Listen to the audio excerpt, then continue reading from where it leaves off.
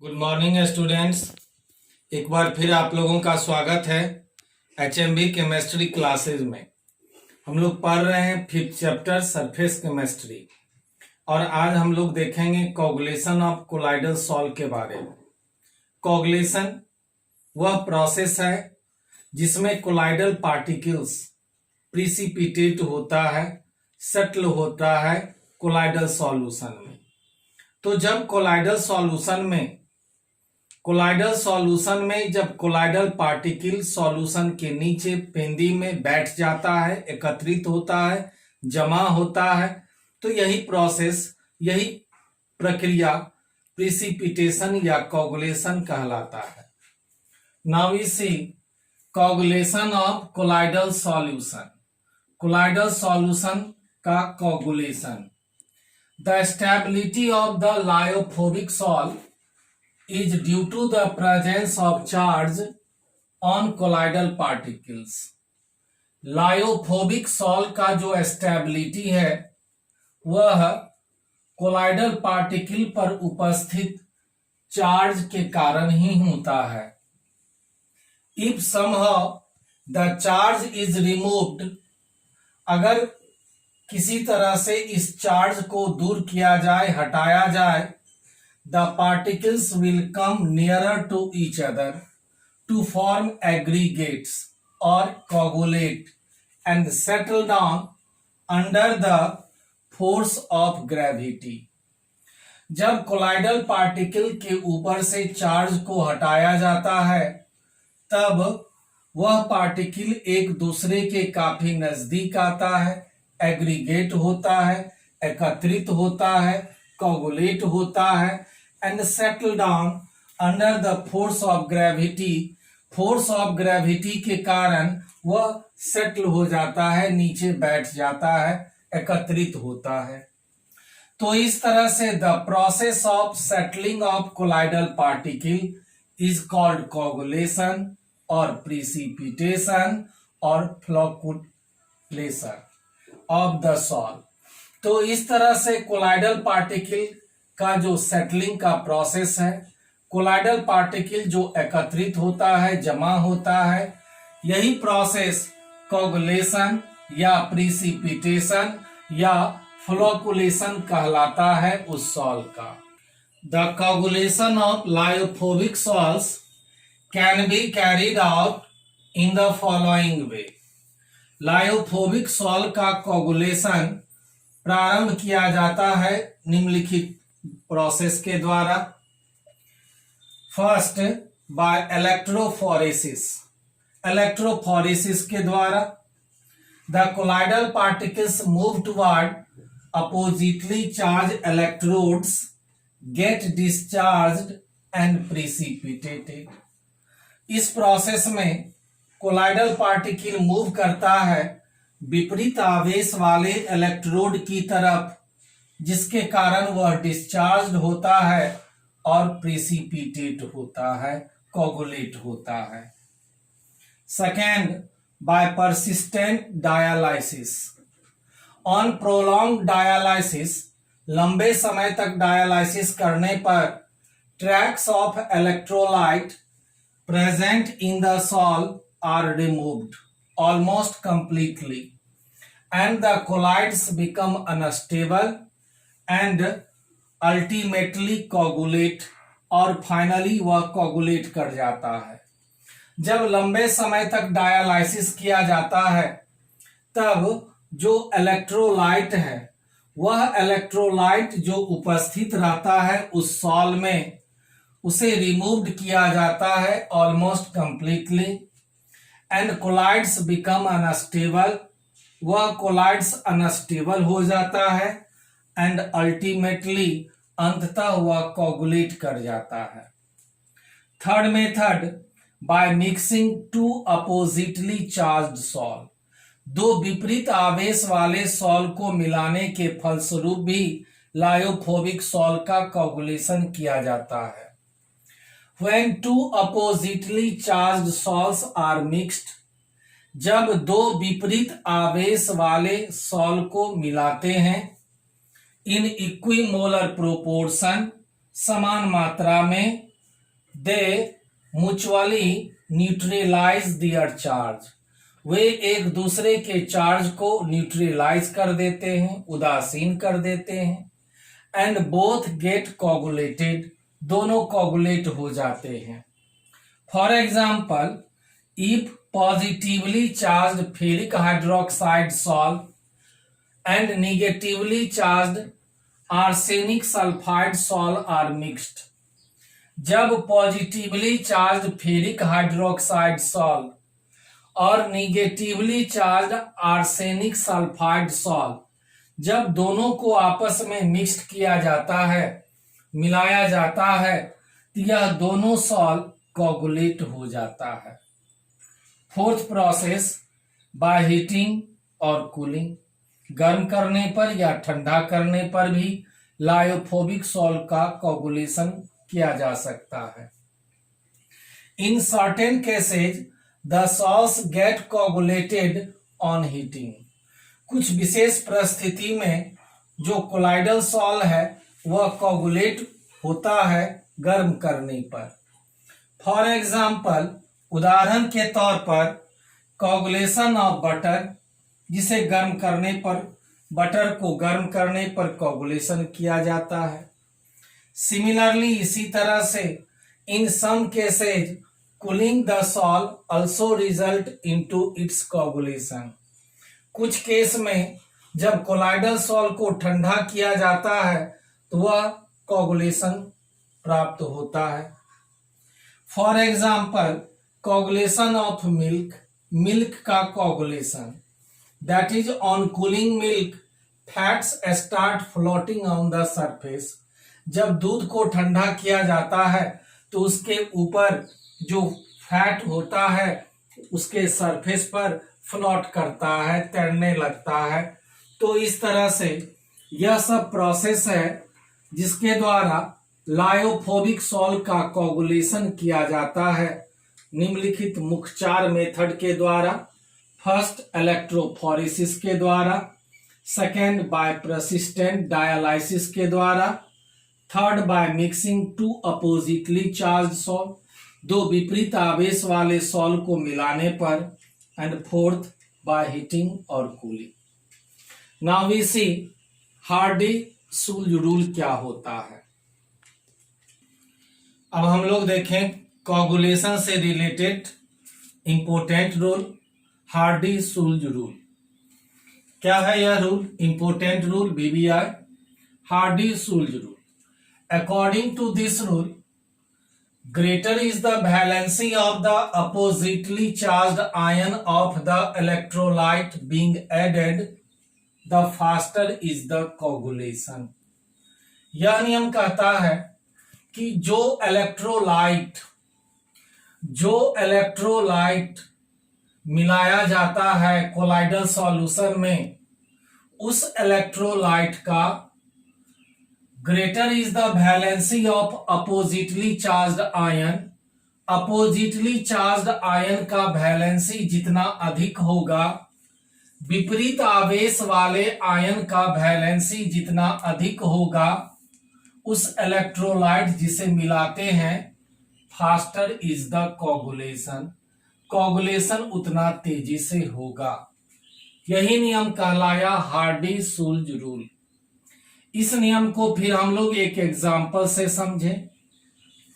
To coagulate negative salt of arsenic sulphide, arsenic sulphide जो कि एक नेगेटिव सॉल्ट है, जब इसे कोगुलेट करना है तो द कोगुलेटिंग पावर या flocculating power of different cation has been found to decrease as, यह जो निगेटिवली चार्ज्ड सॉल्ट है आर्सेनिक सल्फाइड, इसे कोगुलेट करने के लिए जो हम केटाइन का यूज करेंगे, उस केटाइन में सबसे अधिक उपयुक्त माना जाएगा एल्युमिनियम आयन, चूंकि इसका वैलेंसी चार्ज सबसे अधिक है मैग्नीशियम आयन की तुलना में। मैग्नीशियम का वैलेंसी अधिक है सोडियम आयन की तुलना में। तो इस तरह से यह जो निगेटिवली चार्ज्ड सॉल्ट है आर्सेनिक सल्फाइड, इसे कोगुलेट करने के लिए जो हम लोग केटाइन लेंगे वह अधिक उपयुक्त होगा एल्युमिनियम आयन, उससे कम मैग्नीशियम आयन, उससे कम सोडियम आयन। इसी तरह से similarly to coagulate a positive sol such as ferric hydroxide the coagulating power of different anion has been found to decrease in the order. अब अगर हम लोग पॉजिटिव सॉल्व लें फेरिक हाइड्रोक्साइड का, तो इस पॉजिटिव सॉल्व को कोगुलेट करने के लिए जो कोगुलेटिंग पावर है एनाइन का, वह सबसे अधिक वैलेंसी है फेरोसाइनाइड FeCl6 4-, उससे कम फॉस्फेट आयन PO4 3-, उससे कम सल्फेट आयन SO4 2-, उससे कम क्लोराइड आयन Cl-। तो यहां पे आपने देखा जब निगेटिव सॉल्व लिया आर्सेनिक सल्फाइड, तो इसे कोगुलेट करने के लिए कोगुलेटिंग पावर सबसे अधिक Al3+, उससे कम Mg2+, उससे कम Na+। और अगर जब पॉजिटिव सॉल्व लेते हैं फेरिक हाइड्रोक्साइड का, तो इसे कोगुलेट करने के लिए कोगुलेटिंग पावर सबसे अधिक फेरोसाइनाइड का, उससे कम फॉस्फेट आयन, उससे कम सल्फेट आयन, सबसे कम क्लोराइड आयन। तो इस तरह से greater is the valency of the oppositely charged ion of the electrolyte. Electrolyte जो हम लोग मिलाते हैं, उस इलेक्ट्रोलाइट के विपरीत आवेश वाले आयन का वैलेंसी जितना अधिक होगा, कोगुलेशन उतना ही तेजी से होगा। The minimum concentration of an electrolyte in millimole per litre required to cause precipitation of a sol is called coagulation value और फ्लोकुलेशन वैल्यू। कोगुलेशन वैल्यू कहेंगे या फ्लोकुलेशन वैल्यू कहेंगे कोई भी इलेक्ट्रोलाइट का वह मिनिमम कंसंट्रेशन, किसी भी इलेक्ट्रोलाइट का वह मिनिमम कंसंट्रेशन जो मिली मोल पर लीटर के रूप में आवश्यकता होता है ताकि उस कोलाइडल सॉल्व का प्रिसिपिटेशन हो, वह कोगुलेशन वैल्यू कहलाता है। The smaller the flocculating value, flocculating value जितना कम होगा, the higher will be the coagulation power of an ion, उस आयन का कोगुलेटिंग पावर उतना ही अधिक होगा। तो इस तरह से coagulation power is inversely proportional to coagulation value और फ्लोकुलेशन वैल्यू। तो इस तरह से यह जो कोगुलेटिंग पावर है, यह इनवर्सली प्रोपोर्शनल होता है कोगुलेशन वैल्यू का या फ्लोकुलेशन वैल्यू का। Now we see coagulation of lyophilic sol. तो अभी आपने पढ़ा था लायोफोबिक सॉल्व का कोगुलेशन। अब हम लोग देखें लायोफिलिक सॉल्व का coagulation. Lyophilic sol are more stable than lyophobic sol. Lyophilic sol अधिक स्टेबल होता है लायोफोबिक सॉल्व की तुलना में। The stability of lyophilic sol is due to, lyophilic sol का अधिक स्टेबिलिटी का मुख्य दो कारण, first charged, second solvation of colloidal particles. When these two factors are removed, जब ये दोनों फैक्टर को हटा दिया जाए, a lyophilic sol can B coagulated, तब वह लायोफिलिक सॉल्व कोगुलेट किया जा सकता है। And this can be done, और इसे प्राप्त किया जाता है बाय एडिंग इलेक्ट्रोलाइट, या तो इलेक्ट्रोलाइट मिलाने पर, या बाय एडिंग सुटेबल सॉल्वेंट, उपयुक्त सॉल्वेंट को मिलाने पर इस दोनों फैक्टर को दूर किया जा सकता है। For example, when solvent such as alcohol or acetone are added to hydrophilic solve, जब सॉल्वेंट के रूप में अल्कोहल अथवा एसीटोन को मिलाया जाता है हाइड्रोफिलिक सॉल्ट में, it results into dehydration of dispersed phase. Dispersed phase का डिहाइड्रेशन हो जाता है। अंडर दिस कंडीशन, इस परिस्थिति में a small quantity of electrolyte can cause coagulation. इस परिस्थिति में कुछ मात्रा में वह इलेक्ट्रोलाइट का कुछ मात्रा कोगुलेट कर जाता है। तो यह था लायोफिलिक सॉल्ट और लायोफोबिक सॉल्ट का कोगुलेशन। अब हम लोग देखेंगे किसी कोलाइड का प्रोटेक्शन किस तरह से किया जाता है। अब हम लोग देखें protection of colloids and gold number. किसी कोलाइड्स को कैसे प्रोटेक्ट किया जाए, संरक्षण किया जाए और गोल्ड नंबर क्या होता है। Protection of colloids and gold number. Lyophilic salts are more stable than lyophobic salts. जैसा कि अभी आपने पढ़ा था, लायोफिलिक सॉल्ट अधिक स्टेबल होता है, अधिक अस्थायी होता है लायोफोबिक सॉल्ट की तुलना में। This is due to the fact that lyophilic colloids are extensively solvated. इसका मुख्य कारण यह है कि यह जो लायोफिलिक कोलाइड है यह एक्सटेंसिवली सॉल्वेटेड होता है, आसानी से अत्यधिक सॉल्वेटेड होता है, इसीलिए लायोफिलिक सॉल्ट अधिक स्टेबल होता है। When a lyophilic salt is added to lyophobic salt, जब लायोफोबिक सॉल्ट में लायोफिलिक सॉल्ट को मिलाया जाता है, the lyophilic salt particles provide envelop around the lyophobic salt particles and thus protect the lyophobic salt from the action of electrolyte। तो जब lyophilic salt particle जो है यह एक इन्वेलप प्रोवाइड करता है इस लायोफोबिक पार्टिकल के चारों ओर और इस तरह से प्रोटेक्ट करता है लायोफोबिक पार्टिकल को। चूंकि इसके चारों ओर यह लायोफिलिक प्रोटेक्टिंग कोलाइड इसके चारों ओर अरेंज्ड हो जाता है, व्यवस्थित हो जाता है, जो इस लायोफोबिक पार्टिकल को प्रोटेक्ट करता है। Lyophilic colloids used for such purpose are known as protective colloids. तो यहां पर जो लायोफिलिक कोलाइड का उपयोग किया गया वह प्रोटेक्टिव कोलाइड कहलाता है। The protecting power of different protective colloid और lyophilic colloids is expressed in terms of gold number. Different protective colloid के प्रोटेक्टिंग पावर को व्यक्त किया जाता है गोल्ड नंबर के द्वारा। Now what is gold number, important.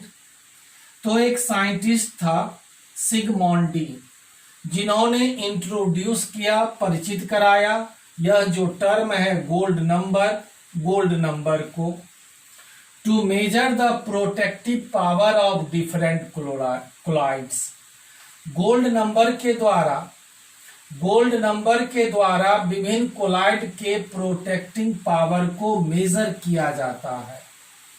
He defined the gold number as, इस तरह से उन्होंने गोल्ड नंबर को परिभाषित किया, the number of milligram of lyophilic colloid. Lyophilic colloid milligram की वह संख्या that will just prevent the coagulation of 10 ml of gold salt on the addition of 1 ml of 10% sodium chloride solution। तो उन्होंने सिगमॉन्डी ने gold number को परिभाषित किया इस तरह से, the number of milligram of lyophilic colloid lyophilic colloid milligram की वह संख्या जो प्रिवेंट रोकता है coagulation of 10 ml of gold sol के 10 ml के कोगुलेशन को जब उसमें मिलाया जाता है सोडियम क्लोराइड सॉल्यूशन के 10% का 1 ml, तब वह गोल्ड नंबर कहलाता है। Smaller the value of gold number greater will be protecting power of the protective colloid. Gold number का वैल्यू जितना छोटा होगा, जितना कम होगा, गोल्ड नंबर का वैल्यू जितना कम होगा, प्रोटेक्टिव कोलाइड का प्रोटेक्शन पावर उतना ही अधिक होगा। प्रोटेक्टिव कोलाइड का प्रोटेक्टिंग पावर उतना ही अधिक होगा। तो इस तरह से reciprocal of gold number is a measure of the protective power of a colloid. Gold number का जो रेसिप्रोकल है वह मेजर होता है किसी कोलाइड के प्रोटेक्टिव पावर का। For example, out of various protective colloid like lyophilic sol या प्रोटेक्टिव कोलाइड, अगर अलग अलग प्रोटेक्टिव कोलाइड लिया जाए, विभिन्न प्रोटेक्टिव कोलाइड में जिलेटिन का गोल्ड नंबर सबसे कम पाया गया 0.005 टू 0.01। चूंकि जिलेटिन का गोल्ड नंबर सबसे कम पाया गया, इसीलिए जिलेटिन का मैक्सिमम प्रोटेक्टिंग पावर होता है, मैक्सिमम कोगुलेटिंग पावर होता है। जबकि स्टार्च का गोल्ड नंबर सबसे अधिक पाया गया 20 से लेकर 25 तक, इसीलिए स्टार्च का मिनिमम कोगुलेटिंग पावर होता है, सबसे कम कोगुलेटिंग पावर स्टार्च का, जबकि सबसे अधिक कोगुलेटिंग पावर जिलेटिन का होता है। तो इस तरह से गोल्ड नंबर के आधार पर कोगुलेटिंग पावर को निर्धारित किया जाता है। गोल्ड नंबर जितना कम होगा, कोगुलेटिंग पावर उतना ही अधिक होगा।